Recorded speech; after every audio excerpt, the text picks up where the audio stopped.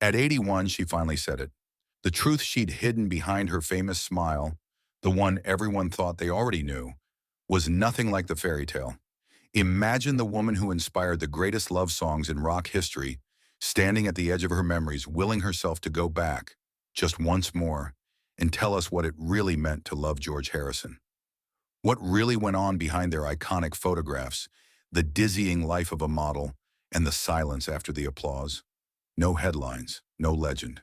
Just Pattie Boyd, quietly ready to unburden her heart. Pattie wasn't born into fame. Her first world was the soft green valleys of Somerset, England, all post-war ration books and distant hopes. Her father, Colin, moved the family from place to place, chasing Royal Air Force assignments across England and beyond. New towns, new schools, new accents. Pattie learned to shift, to charm, to vanish and reappear. Yet a part of her always wanted one thing, to be seen for who she was, not just where she landed next. Even now, as she recalls it, her voice trembles between gratitude and regret. That constant moving, it made me adaptable. But it also made me good at pretending there were family dinners in unfamiliar kitchens. Brothers and sisters leaning on her for calm when the adults warred and drifted apart. When divorce came, more step-siblings joined the fold, weaving a tapestry of complicated love and rivalry. Pattie became the peacekeeper, the observer, always the one smoothing ruffled edges before she even understood her own. But London in 1962 was no place for hiding. Pattie arrived with wide eyes and the vague hope of fitting in, finding herself working as a shampoo girl, scrubbing suds, hearing salon gossip, wishing she were anywhere but invisible. Until one luck-struck afternoon, a Honey magazine scout caught her mid-giggle and sent her down a path that would turn the whole city inside out. And just like that, she was everywhere. Vogue covers, Paris photo shoots, the cool-eyed lens of David Bailey and Brian Duffy snapping the unguarded magic in her face. I was terrified, she laughs now, but you learn to grow into the skin they put on you. Her look became the look, a paradox of innocence and daring, a flag for a new era. While everyone else played catch-up, Pattie became the muse London dreamed of.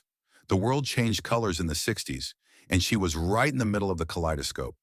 But here's where the line between excitement and overwhelm blurs. It felt like every day was history in the making, and none of us knew what would matter until it had already slipped past. It's easy to chase the rhythm of the swinging city, harder to stop and notice what's left behind in the blur. Real friendships, a sense of home, any notion of privacy. When director Richard Lester cast her as the schoolgirl in A Hard Day's Night, Pattie didn't know she was about to have her life cracked wide open. On set, the Beatles were electric, orbiting each other and everyone else with that impossible magnetic charge. One of them, quiet, watchful George, noticed her in a way no one else ever had. He looked at me like I was real, she remembers, not just a pretty distraction. In that gaze, a story was born that would haunt them both for years. But what happened next would change everything. From the outside, Pattie's romance with George seemed like a pop fairy tale. Model marries rock star, worlds collide, tabloids spin. In reality, it was chaos with velvet drapes. The swirl of Beatlemania pressed in, fans wrote love letters and hate mail alike, and every private moment became newsprint. We were just two young people trying to be in love, Pattie whispers, and the world expected us to be legends. But even legends are human.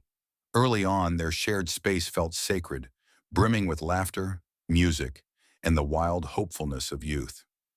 Their home buzzed with visitors, Eric Clapton, Bob Dylan, and the glitter of 1960s royalty. Pattie remembers the moments of peace, George lost in his guitar, the two of them sneaking away from the cameras.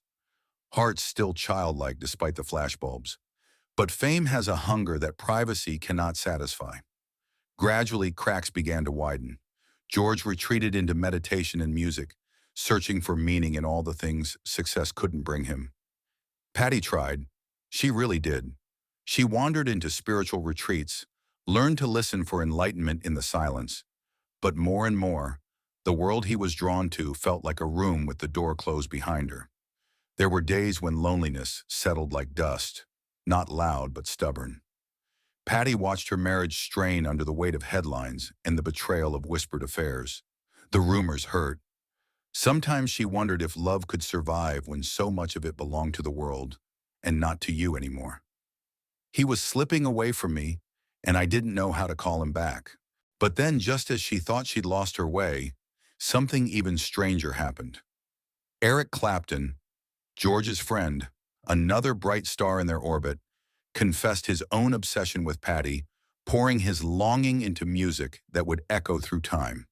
When Layla played on the radio, Pattie felt exposed.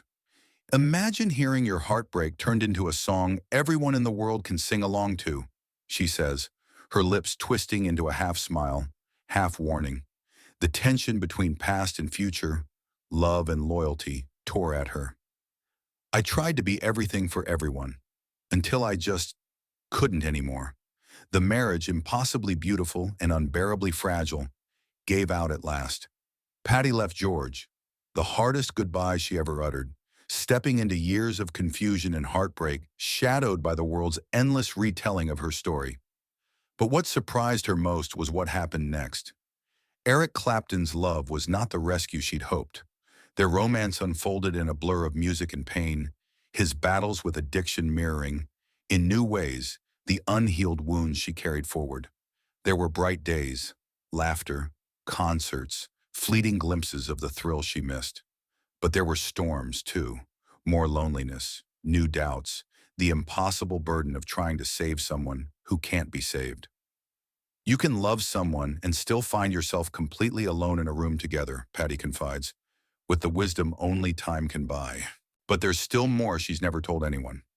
Eventually, Pattie found peace away from the chaos, in the arms of someone outside the glare of the spotlight.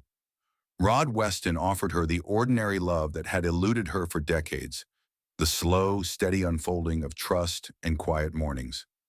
Only with him did she finally feel safe enough to share the whole story, the highs, the heartbreaks, the pieces she left scattered across 100 magazine pages. With Rod, she discovered it was possible for love to be quiet and unremarkable, and that sometimes that's exactly what sets your soul free. Now at 81, Pattie looks back not with regret, but with a kind of awe. She speaks of George not as a legend, but as a boy with shy eyes and dreams bigger than the world had use for. He taught me to seek peace in myself, not in applause, she reflects, her voice nearly lost in memory. Theirs was a love story that burned too brightly to last, but left behind a glow that endures in every note of something, every lingering echo of Layla. Love, she realizes, isn't always a forever thing. Sometimes it's a mirror, showing you the pieces you didn't know you had, the wounds to be healed, the hopes to let go. Loss can be a kind of gift, too, if you let it teach you. So if you hear her song on the radio, remember, every legend you admire is behind closed doors, just a person, hopeful, haunted, loving, and learning. Pattie Boyd is finally ready to tell you the truth, not because she wants your sympathy, but because her story, messy and honest, might just be the permission you need to set your own heart free. And in that way, the story never truly ends.